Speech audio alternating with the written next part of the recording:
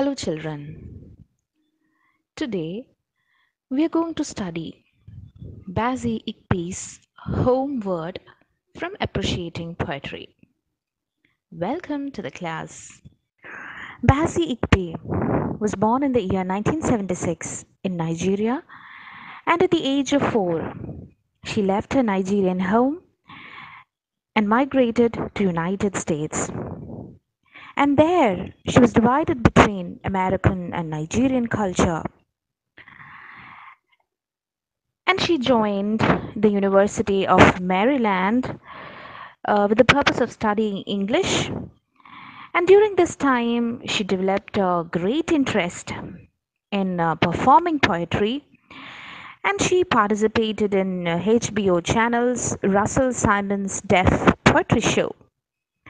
The show is better known as Deaf Poetry Jam or Deaf Poetry, and it was hosted by Moss Deaf, the person you can see here.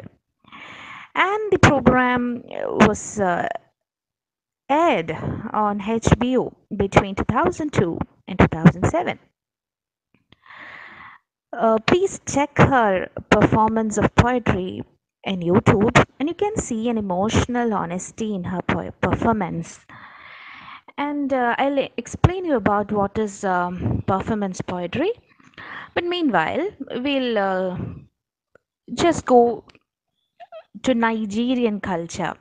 Why she was divided between American and Nigerian culture?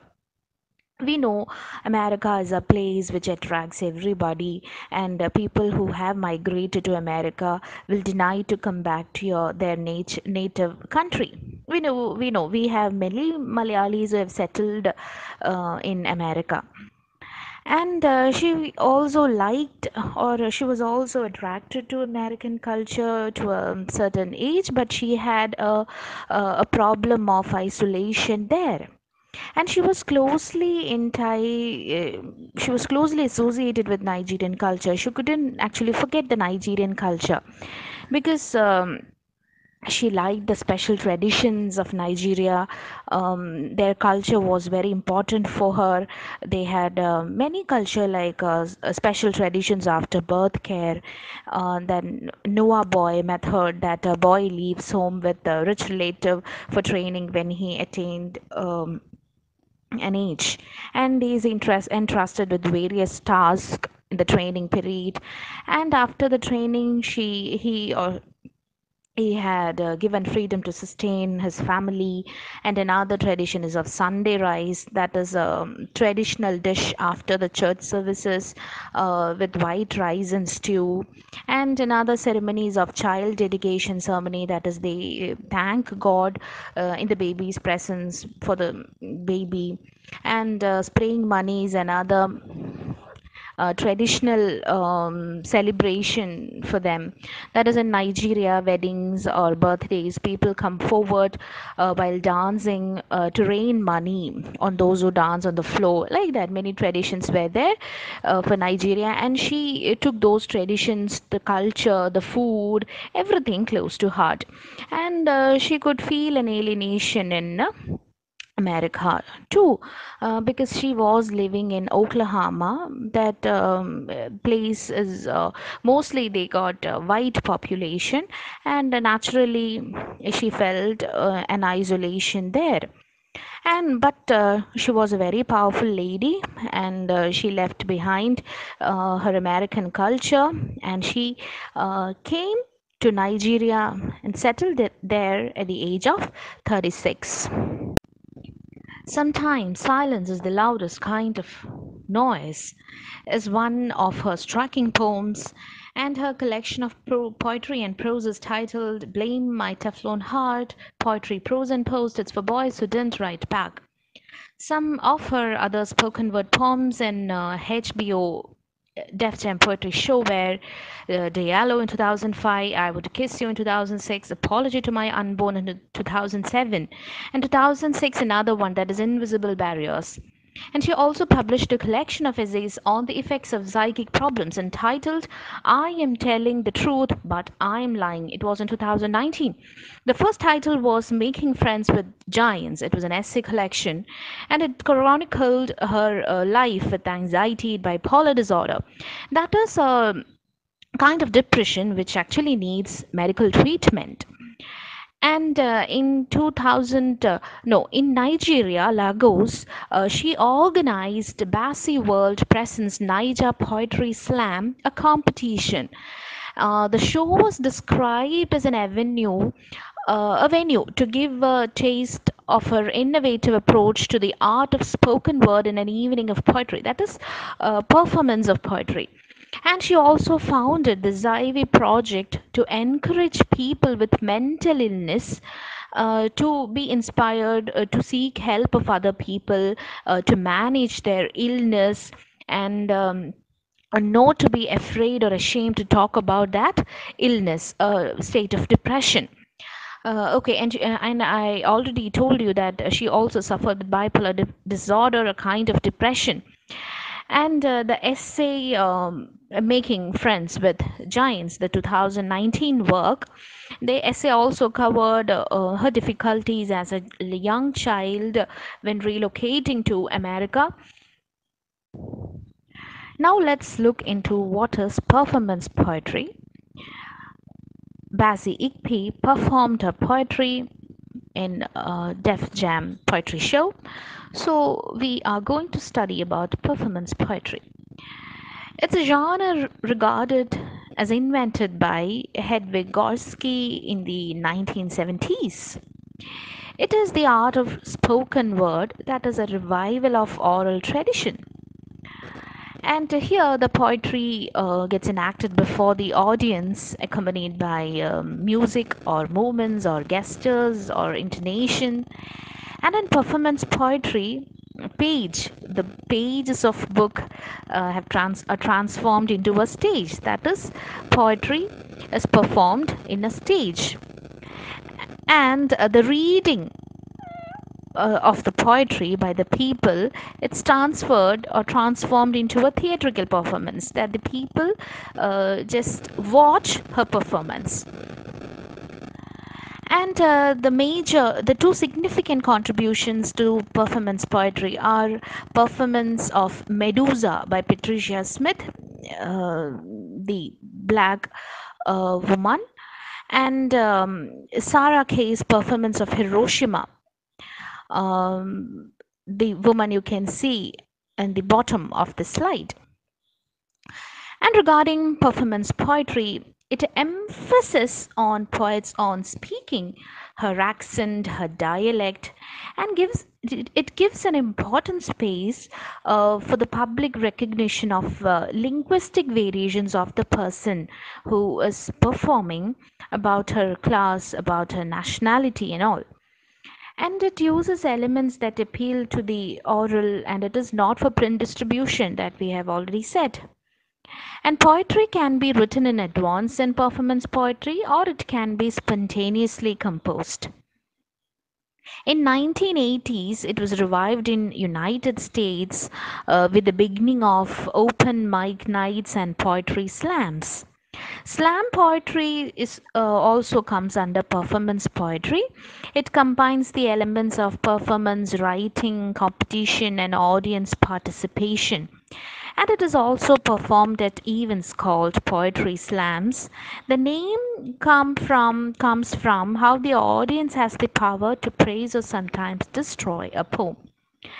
The performance poetry is also connected to oral traditions that date back to ancient times.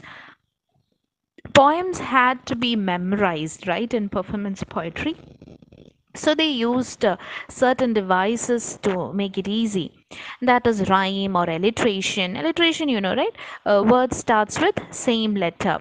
That is twinkle, twinkle, alliteration, alliterating. Then kennings is another device is used. That is phrase is substituted for a noun. And in the performance poetry, an idea or emotion drives the poem. It is usually that idea related to popular culture or political events, and it incorporate aspects of their personal lives too in the performance. So in Homeward, we can see the idea related to culture, and in Zara case, Hiroshima, you can see about the nuclear bombings, the event, and the poet uses certain gestures or body language in performance poetry that makes them easy to convey their emotion. That is what I told you. In basic piece performance of poetry, you can see an emotional honesty.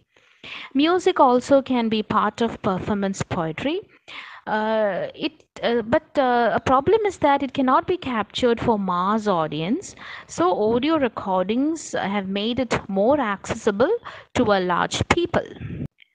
Basic piece poem Homeward is a spoken word poem performed in Def Jam Poetry Show, and it narrates the mental pain of a Nigerian woman who lost the reality of her nationality because that she raised in a foreign land. It is the poem about a diminished culture. It presents her past and growing up in American culture, which actually blurred her Nigerian culture or diminished her Nigerian culture. She speaks this about as a global experience too, because many people migrates to different parts of the world. Usually to Western countries, people migrated, but people feel an identity crisis. They are caught in between the dichotomy of two different cultures. Here, Ikpi also says that she was caught in the American Nigerian dichotomy. The two cultures are really there, two separate cultures, two different cultures are there. And she says that she was raised in United States, and actually that made her bold and empowered. So she cannot just leave the Americanness of her existence. She says that, but she holds Nigeria, the Nigerian culture, close to her because from that place she is from, her identity lies there, and she wanted to live there. Today, I remember my grandmother as she attempts to connect with her second children. She finds the only English words she knows from somewhere hidden in the belly of a 4 foot 9 inch body. And instead of Wonke, she greets us with bye bye, beckoning us into her thin clay colored arms. She has my mother's face etched with time, peers at me from eyes wide and dark like mine. So, this is the poem. The first paragraph is that she talks about her earlier visit to grandmother in Nigeria. Remember that she was performing the poetry. While performing, she was in the poetry show, and here she remembers the time when she visited her grandmother in the homeland Nigeria. Here, grandmother represents Nigeria too, the Nigerian culture, the Nigerian language. And as she attempts to connect with her second children here indicates the grandchildren. When she was trying to communicate with her grandchildren, she was really trying to communicate to grandchildren, because grandchildren, the Ikpi doesn't know Nigerian language, or she cannot she cannot communicate in Nigerian language. She knows only English. Grandmother, she is an ignorant woman. That means she doesn't know English, and she doesn't know to communicate in English, and she just knows only some broken words in English, like bye bye and all. And And she finds the only English words she knows from somewhere hidden in the belly of a 4 foot 9 inch body. It represents the physique of grandmother, the old woman. And instead of avonke is the traditional phrase of greeting a person in Nigeria. Instead of greeting the person in Nigerian language, actually the grandmother tries to speak in English and greets them with bye bye. So actually, what do we say when greeting in English? Yeah, good morning, come in, my dear. We usually say like that. But now the old woman doesn't know to communicate English. Instead of come in, or instead of hello, she was saying bye bye, and she was beckoning or inviting or calling the grandchildren into her thin clay colored arms, that is a woman of different color, a colored woman. It also shows the racist tendencies of America, or calling the persons of black origin as clay colored. And she says, Igby says, she has my mother's face etched with time, pierce at me from eyes wide and dark like mine. Grandmother has similar facial features like her mother, and also she has the same facial features like wide eyes and dark eyes. And she says that so she feels a similarity between grandmother, her mother, and Igby herself. But here we can say that she's just remembering the grandmother and the culture of Nigeria. There is a conflict in her, whether to choose then America as her country or Nigeria as her country.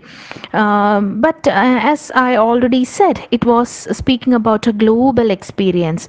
It was for her generation, because people have their roots and their own culture first, then they accumulates or assimilates into a different culture, right? Grandmother of Igby invites the children to her, that is she is beckoning the children into her clay colored arms, that means it can be denoted that the grandmother is asking the children to embrace the culture of Nigeria, to come back to the roots. And even though they have difference in communication, as I have already told you, they have similarities in their face, they look like alike, the features are similar, and mother's face and her face have similarities, grandmother's face and her face have similarities, and the dark eyes, dark and wide eyes, the features of African woman. And here she is attempting to identify with grandmother and the roots of Nigerian culture. Here the grandmother embodies the essence of Nigeria. We can also see that the poet Igby tries to find traces of a Nigerian identity and the Nigerian roots in the grandmother. I walk into these arms, the ones that mothered my mother, taught her how to mother me. Inhale the history from her skin. She reminds me of the little girl, bow-legged and round-faced, holding roasted corn in one hand and a fistful of chin-chin in the other, still begging for orange Fanta to wash it all down. This stanza is filled with nostalgia. She is remembering the childhood dishes or traditional dishes. And for the poet, we can see the culture of Nigeria is very significant for her. In the first line itself, I walk into these arms, the ones that mothered my mother and taught her how to mother me, the importance of family relationships in Nigeria. Maybe this is an ironic statement, because in America, we have heard that they doesn't give much importance. They don't give much importance to family relations and all, because children when they reached the age of 17 or 18, they just move out from their house to become independent. So here she speaks about the Nigerian culture, which holds the tradition and values and family relations close to them. And I walk into these arms, the ones that mothered my mother, taught her how to mother me. And I walk into these arms to inhale the history from her skin, to inhale the culture of Nigeria from her skin, to see Nigerian culture in her, to inhale or to breathe the Nigerian culture, to see the Nigerian culture, to imbibe the Nigerian culture. I walk into these arms. You can give these meanings to that single thing too. And she reminds me of the little girl. The grandmother reminds herself now, and while performing the poetry, she reminds me of the little girl, bow-legged and round-faced, holding a roasted cone in one hand. You can see the picture, roasted cone in one hand, and a fistful of chin-chin in the other. That is also a traditional food for them. That is a crunchy fried dough prepared from the wheat flour, and a fistful of chin chin in the other. In the other hand, she has chin chin, and begging for the orange fanta to drink. So here you can see the caring of grandmother, that is asking when she beckons the grandchildren into her arms. And she is just remembering about her childhood, beautiful childhood days, which is she is just remembering herself about the grandmother, the beautiful childhood days, and the traditional food. While hugging the grandmother, she feels that she is going back to the Nigerian roots, right? I remember her voice, firm yet loving. Emma, Bassi, Agi, Awai. You must eat, then drink. Sometimes I forget, but she remembers the small scared girl carried away on an iron bird to America. Seems like that the same bird has returned only to replace her, that perfect girl with me, the strange tongue-tied woman, the one that can barely say hello without the clicks and moans, the dips and tones of the white man's language. She listens now as I struggle with Adam. Here, the poet is remembering grandmother's voice, which was firm voice. That means she is a strong woman. She's not a weak woman. She's a strong woman, but loving woman. Her affection is expressing in their own native language. That is, E ema basi agi awai. Awai. That is in native language. Maybe that we use certain words to call our small children, small kids. We use certain lovely words. Oh, my beautiful dear, come here, beautiful dear little girl. Like that, we use to address. We use words to call small children. Why the word means king or denotes royalty and all. So grandmother feels Ikpi as a Basi as a lineage to royal family or royal a princely status, a status of princess. She's addressing her, and grandmother is asking Bazzi to eat the things in her hand, the roasted corn or chin chin, to eat that. You must eat, then drink the orange Fanta.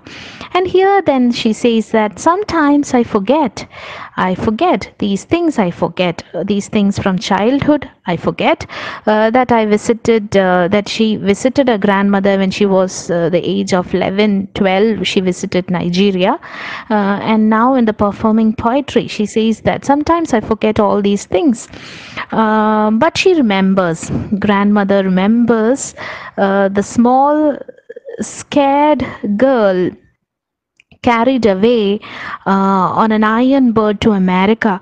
Now here you can see grandmother aircraft was an iron bird, and the scared little girl was perfectly fitted into Nigerian culture. The small girl she was when she was taken to America, she was 4 years old. The scared little girl, and now this little girl was replaced into a as a perfect girl. The perfect girl seems like that same bird has returned only to replace her, that perfect girl, with me. Perfect girl, she came as a perfect girl. That's what she says in the introduction. You can see she says that America made me bold and empowered. That means she was returned as a perfect girl, but in a strange tongue-tied woman. For grandmother, English is a strange tongue, which is really different from her language. Replace the strange tongue-tied woman, the one that can barely say hello. These strange tongue-tied woman, that is Bessie Igby, can speak in the clicks and moans and dips and tones of the white man's language. Yes, English is a musical language, rhythmical language of falling tone, rising tone, and all. So she is talking, or she is communicating in all the polishedness of the English language, and the grandmother listens to that English. Grandmother listens to that way of communicating, and Igby's part that she is struggling with at Madam, that denotes the native language, that denotes the native culture. Grandmother listens to her communication in English, and Igby is trying hard to communicate in Nigerian language. It breaks my heart to realize that I can only love her clearly in English. These two lines gives the essence of the poem. The pain of the Nigerian girl who lost the culture and language. It breaks my heart. She is heartbroken now. A sense of loss throughout the poem we can see. Language is one of the strongest connections one can have to others and their heritage. Right, language keeps us to communicate. Language denotes the culture, and here language is also very difficult to maintain than other values. See, for the most people who migrates to western countries, the children, the second generation, will naturally use only English as their first language. They will start forgetting their own mother tongue, that is whatever be the mother tongue, they starts to forget. Even though we have, not in America, we have many Keralites who are living in North India, and the second generation of those people will naturally take Hindi or English as their major language for communicating, and slowly they starts to forget their own mother tongue, maybe Malayalam or whatever. They starts to forget their own mother tongue. So same way P is also saying, it makes me a heartbroken situation that I realize that I can only communicate to her in English. I can communicate to her in English, but the feelings cannot be conveyed properly because she doesn't know. Grandmother doesn't know to reciprocate, cannot reply in English. She only knows the Nigerian language. Language denotes the culture, right? If language is unknown, a barrier is just created between the two cultures. They cannot just convey the true feelings. To maintain a true culture, here Igby is also making us remember that to maintain a true culture, knowing the language is very much important. If you are a person from Kerala, if you have settled somewhere in any other parts of the world, knowing the language is very much important, and otherwise it will really it is hard to maintain the relationships, maintain hard to it will be very hard to maintain family connections, family relationships. But tears do not replace the words. Love will not make it easier, make it less heavy. Desire will not help me remember what the words taste like flowing like the cross river from my tongue. Here you can see the emotions, the tears. She has tears, but it cannot replace the words. You need words to communicate. Maybe tears alone will not help to remember, help to communicate, and love will not make it easier. She has love towards her grandmother, love towards a Nigerian culture, but that will not make it easier for them to communicate. They cannot communicate the feelings, and love will not make the situation less heavy. Here the situation is difficult for them because grandmother is not able to understand her feelings, and she also cannot reply in Nigerian language. And the desire will not help me remember. Desire for the language, desire for the culture of Nigeria will not help me remember what the words taste like, what my native language, what my native words taste like flowing like the cross river from my state. And these desire to my culture will not help me to remember my Nigerian language. Here you can see she is compared the Nigerian language to nature, that she compares with water of the river of Cross River in her state. Cross River is the river passes through the state of Cross River. The name of the state is Cross River, and the river's name is also Cross River. And the capital of the Cross River is Calabar, where she is coming from. But this is not my only tongue, insolent and heavy with the awkward movements of amber waves.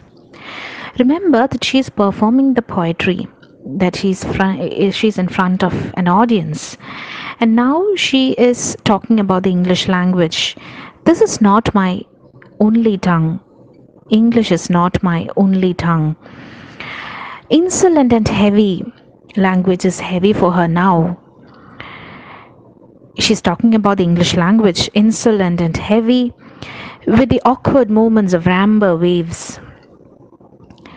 And here she denotes the racist America too, insolent. Then why did she use the word insolent? That means rude. Maybe it denotes the racist America. And here you can see the amber waves. That is a part of agriculture landscape in America, where the wheat growers seed the crop in the fall and winter, and they harvest the crop in late spring or early summer. Then you can see it's a wheat field that is ready for harvest. That is amber waves. Wheat field ready for harvest. When the wheat is ripe, and when they swing back and forth in the wind, the field looks like waves in the sea, but not blue, but in golden color. And as it is in the vast open land, usually that is it is famous in California, and it is in vast open land. You can see the horizon like the sunset. You can see the horizon like a sunset or sunrise, and gives you the feeling that you are at a golden ocean. That is the reference of amber waves. And so she's typically talking about America here. But this is not my only tongue, insolent and heavy with the awkward movements of amber waves. America, east or west, this is my village, and my heart still longs for my grandmother's voice. Steady and strong, crossing rivers and oceans, rounding buildings of mud, thatched roof of steel and glass, concrete and confusion, still I'm afraid that it will not find me here in this land miles from the one that welcomed me into this world lifetimes before I existed in this cosmopolitan space. And here you can see the images of America and Nigeria are scattered in the paragraph. She can't take America's nature as her own. East or west, this is not my village. America is not my place. And my heart still longs for my grandmother's voice. I am longing for the voice of my grandmother. I am longing for the voice of Nigeria, the Nigerian culture.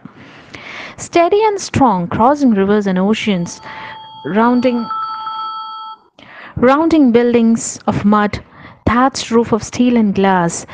Here you can say steady and strong, crossing rivers, cross river, the river in her state, and oceans. That crossing rivers, the river in her state denotes Nigeria, and oceans, that ocean was Atlantic Ocean, across between America and Africa, that denotes America, ocean, that denotes America, the passage to America, and rounding buildings of mud, that denotes the mud houses in her place, and thatched roof of steel and glass, the image of America there. She has mixed up the images of America and Nigeria in the paragraph. And concrete and confusion, she has a confusion, she is in a state of confusion of the poet, because of the divisiveness of culture, because of the divisiveness of two different cultures. I'm afraid that it will not find me here. I cannot find my true identity in America, in this land miles from the one that welcomed me into this world lifetimes before I existed in this cosmopolitan space. From land miles of land crossed, and I came here in America, and I was welcomed into the world of Nigeria. I was welcomed in the Niger community when I born years before. I was welcomed there before I existed in this cosmopolitan space and the metro space, in the America. In the Niger community, she was welcomed. So it is a statement, ironic statement, we can say, because she welcomed into her community, Niger community, lifetimes before I existed in this cosmopolitan space. Maybe in the cosmopolitan space she feels she is not welcomed, she is an unwelcomed person in this cosmopolitan space. Like that, you can attribute several meanings. Born yon in Benyami, born yon in Benyami. What will I teach my children? What will I tell them of where I've been, the earth that shaped me, the hands that shaped me, the hands that held me, the land that made me? What will they call home, and will they hear it if and when it calls them? My heart still holds this salt and clay of a cape. The strength of a woman isn't lost in me, but sometimes I forget and find it difficult to walk in bare feet, afraid of remember what history feels like, dust covered and peeking from brown toes. Here in this paragraph, she's affirming the Nigerian culture, and she is distancing herself from the culture of America. The paragraph is replete with rhetorical questions like, what will I teach my children? What will I tell them? What will I tell them where which earth shaped me? Or what will I tell them about the hands that held me? What will I tell them, my children, about the land that made me? Like that. And you can see the pangs of the Nigerian woman about her inability to transfer her cultural heritage to her children in America. Nigeria has molded her, but she couldn't transfer the culture of Nigeria to her children. She's worried about her children because she has her because she has her cultural roots in UK, the place. She has the cultural roots in Niger community. Sometimes she feels that she has missed out something of it. But sometimes I forget. She feels that she has missed out something of UK because of she missed out the history of Nigeria, or she missed the culture itself when she was away from the place. Bongyon in Benyami. What will I teach my children? She's actually heartbroken. What will I teach my children? Because I am here in America and I feel my identity crisis. My identity is fragmented here because I belong to Nigeria. Then what will I teach my children about my own culture? What will I tell about my culture, from where I've been? What will I tell my children about from which place I've been, which earth that shaped me? That Nigeria has shaped me. What will I tell them about? Because now, as I am so much distance from my Nigerian culture, I cannot convey the Nigerian culture to my children. I don't know my place now because it has been long time I've been there. See, earlier in the second paragraph, we noted that grandmother has passed the certain values to her mother, then mother has passed values to Igby itself. In the earlier paragraph, we saw that. Now she is lamenting that how can she pass the culture to her children because she itself is distanced from Nigeria now. And what will they call home? What, will they hear it? And what will they call home if they call America as their home or if they call Nigeria as their home?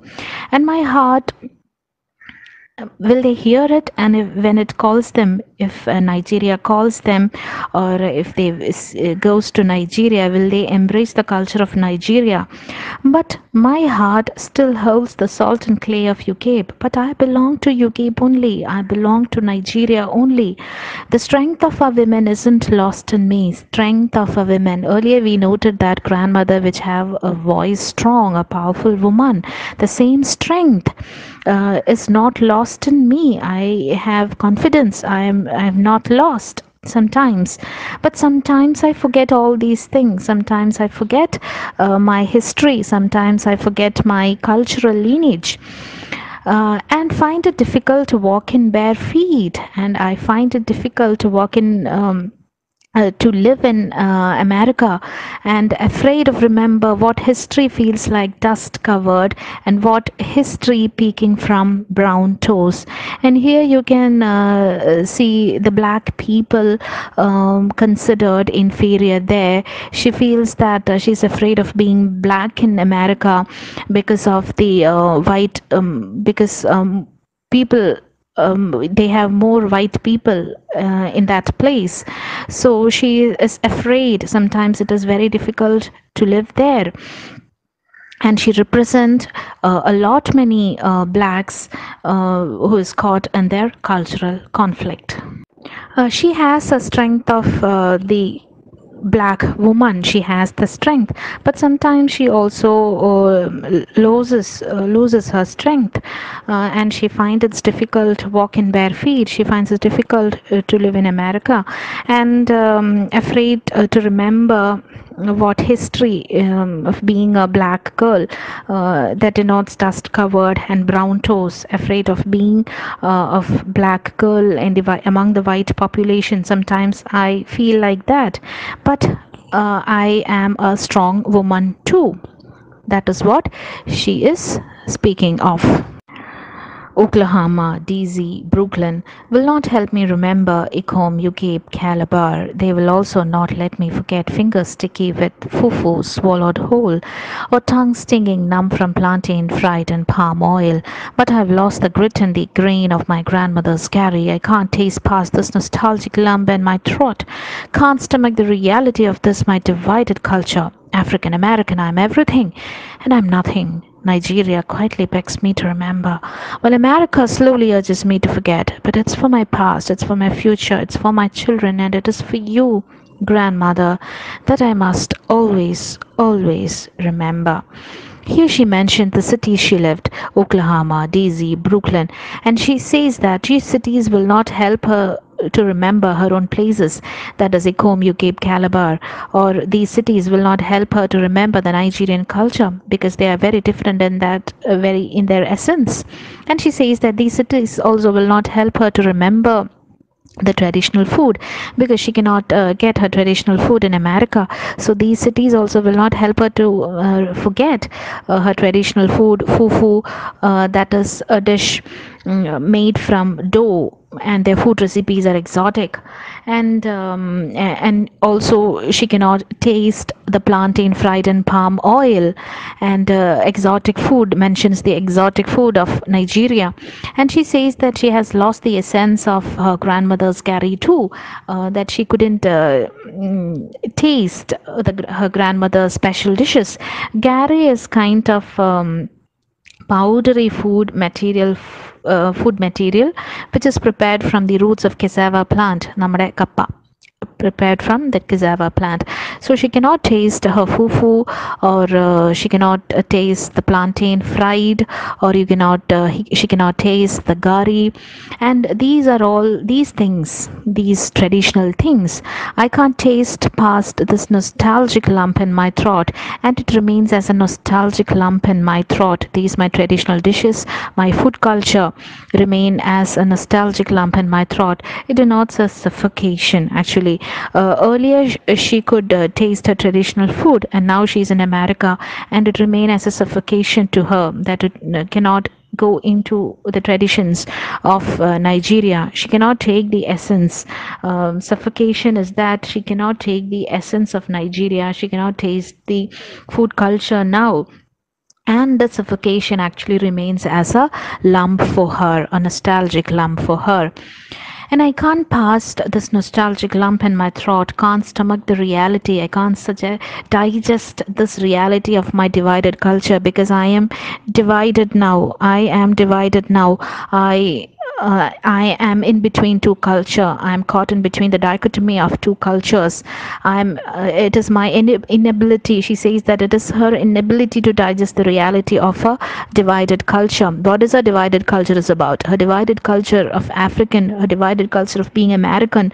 I'm everything. I'm African and American. I'm everything, but I'm nothing, because America has made her being powerful and empowered, but African culture, it is her essence, and I'm everything and I'm nothing.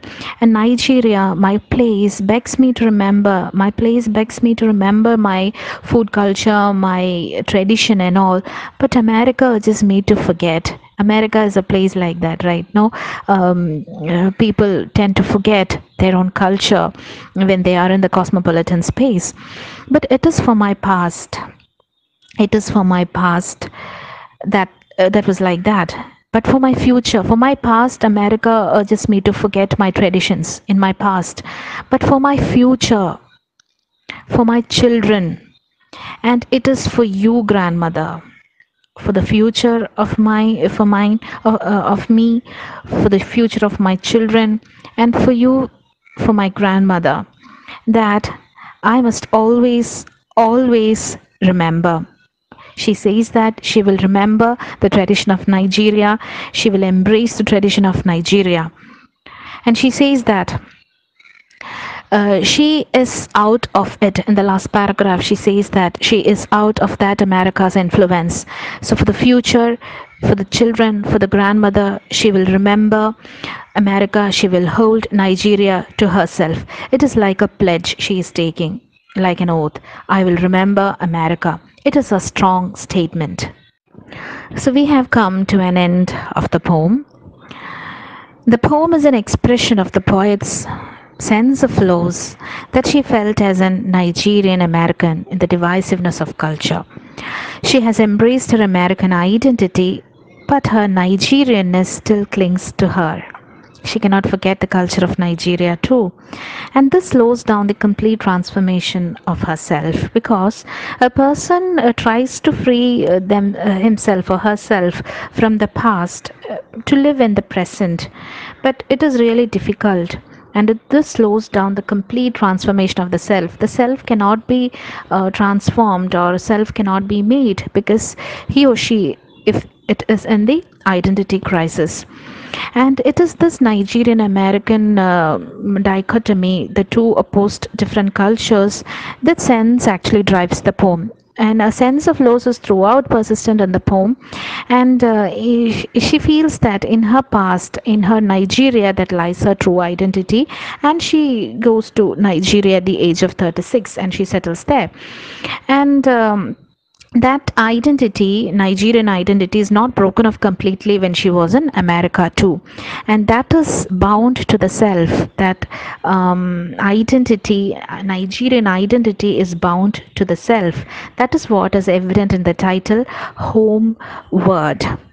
So I think you got an overall idea of the poem Homeward.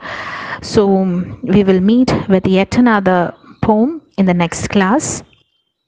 Thank you.